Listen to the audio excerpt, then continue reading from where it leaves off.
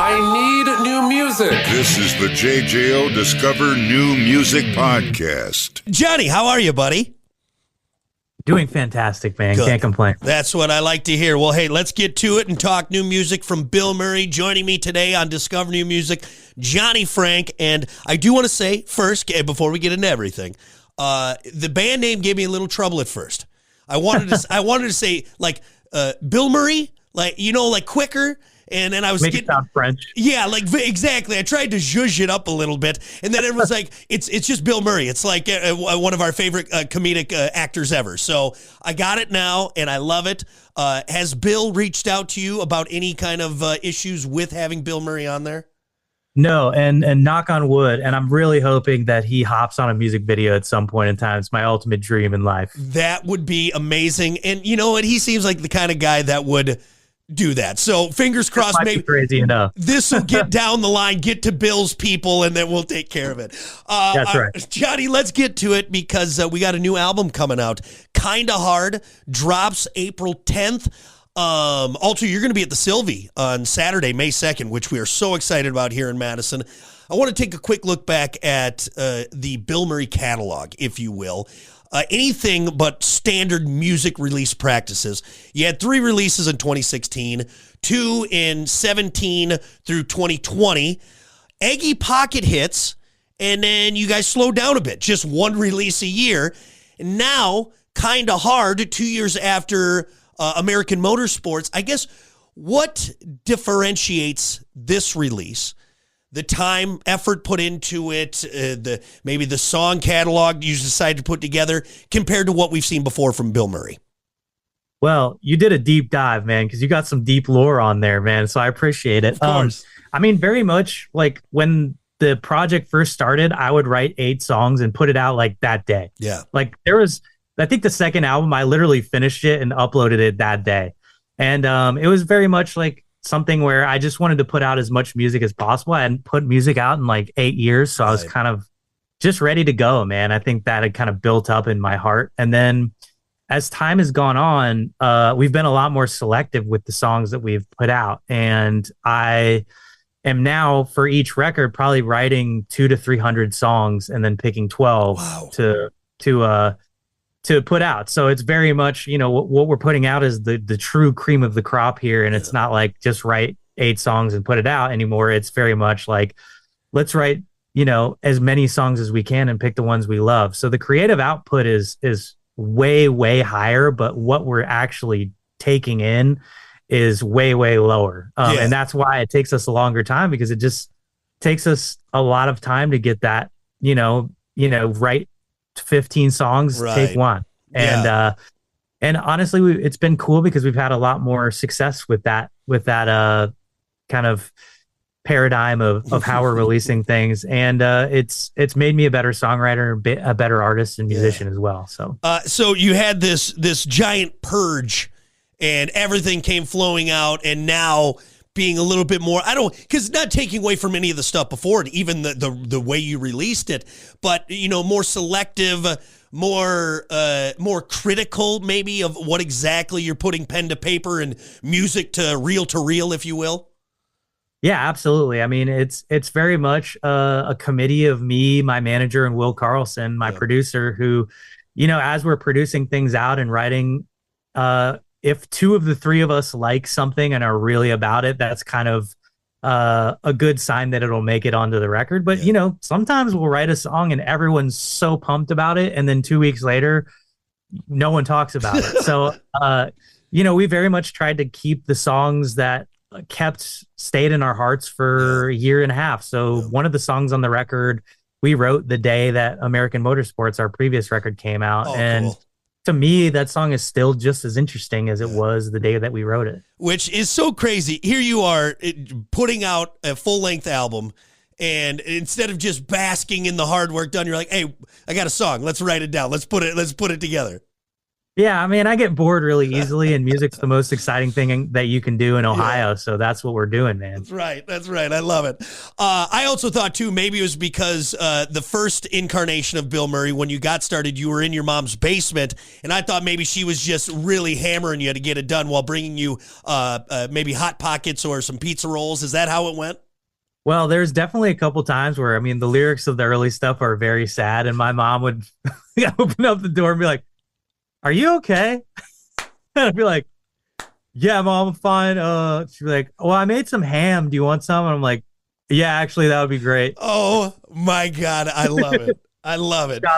Shout out, Mom. So yeah, for any of you young artists out there that are creating in your room or in Mom's basement, just know there's a process to it, and it can pay off if you work hard right there. Yeah, and get some shout out ham. to all the moms there supporting the squad, dude. Very, very important. I love it. One for the moms. Let's talk about the current single, Always Let You Down. I believe it's the fourth off this record, a little taste that we're getting before the full release. It was co-written with some good friends of yours, Jeremy McKinnon of A Day to Remember, who's also featured on the track. And then also you had Noah Sebastian from Bad Omens in there with it. You guys go way back. You all do. So I'm sure the collab kind of was easy to put together. But for you, who does a lot of collabs, you like to bring other artists in and create a different soundscape. What did they bring to that final product that you were looking for on Always Let You Down? Well, man, it was just such a crazy day because I just happened to run into Jeremy at the gym. And then Noah just came to the studio to hang out. He wasn't planning on writing. And then we just started talking about ideas and started cooking this song up. And at one point, it was like we had already written for like 5 hours when they came through, or when Noah came through. But I sat down and looked around in the room, and I was like, "Boys, I'm down to stay till midnight and finish this song. Are you guys in?" They're like, "Yeah, fuck it, dude. We have nothing. We don't have anything to do today. Let's roll." So we all wrote that song. And then also Cody from Wage War is on that song as well. And he was in the room that day. So it was just like very much a wild day. And, just all those guys still got that dog in them too, to rip a write for till midnight and keep going. And those are my favorite days, when you just rip 12 hours straight of writing and you feel like a husk of a human being afterwards, and you're like, I really laid it all out there that day. So it was very fun. The serendipitous, if you will, of that whole event happening and you taking advantage of it. I don't think anyone can blame you looking around a room with that much talent going, hey, let's, we're going to make something here. Why waste the day? And that's what we got now. Now we got the single. It's great. It's great. That's right. And it is cool to have all that talent in the room, and then to have the single that we made together, absolutely blow all of Bilmuri streaming records out of the water. So right. It was very cool, man. I was very, very grateful for that. I want, and we'll talk about your streaming and everything, and this cult following that has just grown and grown. Not even to a cult anymore. That I think undermines the size of the following that you have. Any surprises on the record? Maybe for you, something unexpected, or something maybe you haven't seen before in the recording process. Also, on the flip side of that, maybe some surprises for the fans out there when they put this new record in. Yeah, there's some great surprises we have. Yeah, I mean, obviously I don't want to spoil the surprises on the record, but there's a reason it's called Kinda Hard. And, I think as far as this record and making it, it was really special to me because, all the songs we cut live and had a full studio band play through it all together at the same time, because I really wanted to capture, I didn't want it to feel like computer music. Nothing against computer music. Right. Just that was my vision for this record, is I very much wanted to feel like a band is playing together, and that's exactly what we did. And that's exactly what we captured. So it is when you're listening through, we got the very best studio musicians in Nashville to come, and literally most of the songs are them hearing the song and then 3 takes through the song, and that's what we got. Wow.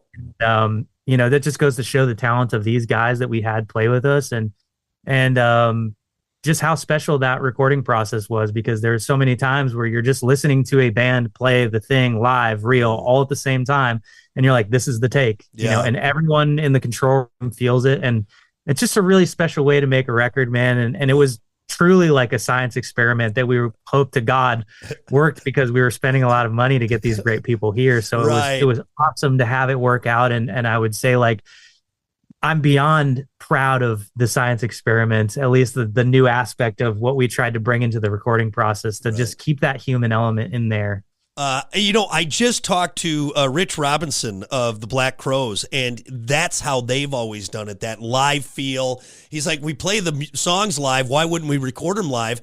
And I think there's something about that. There's something maybe old school, something that takes you back to the days where you had less room for error. Not that you can't do that in this digital world, but you really test yourself, and that comes out in the final recording. I appreciate it, man. Yeah, I mean, like, that was like, I was listening to a lot of early 2000s records, and I was just like, it sounds like a band is playing. It doesn't sound like a computer, and not like, again, I don't have any issues against that. It just, we've had really computer centric music for a long time, and so these old records really start to sound fresh to me, because it's, you know, kind of not doing the thing that is the meta now. And so, like, very much, I would just, you can feel it in your heart when it's a band playing and it's just musicians playing in a room. And I was like, man, I would just love to capture that lightning in a bottle, and love to capture that human element. So it was really, really satisfying to make. It was probably one of the funnest weeks I had last year, was sitting in the room with all those great musicians and being able to kind of be a composer to some aspect. And that says a lot for someone who's been in the industry for as long as you, to have that excitement, that almost that back when you're, you know, in sixth grade, getting that first guitar or whatever it may be, you know, and still seeing that even all these years down the road. So I think the fans are going to be in for a big treat. We all are, because Kinda Hard drops April 10th, and we're going to get the full experience, and really, really excited. I used to ask this question, and I'm going to keep an eye on time here because I got a lot to get to.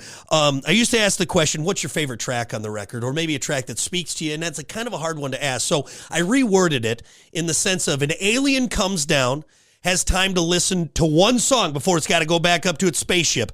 You luckily have a Discman with Kinda Hard in there. What song are you going to play off that record for the alien before he goes back?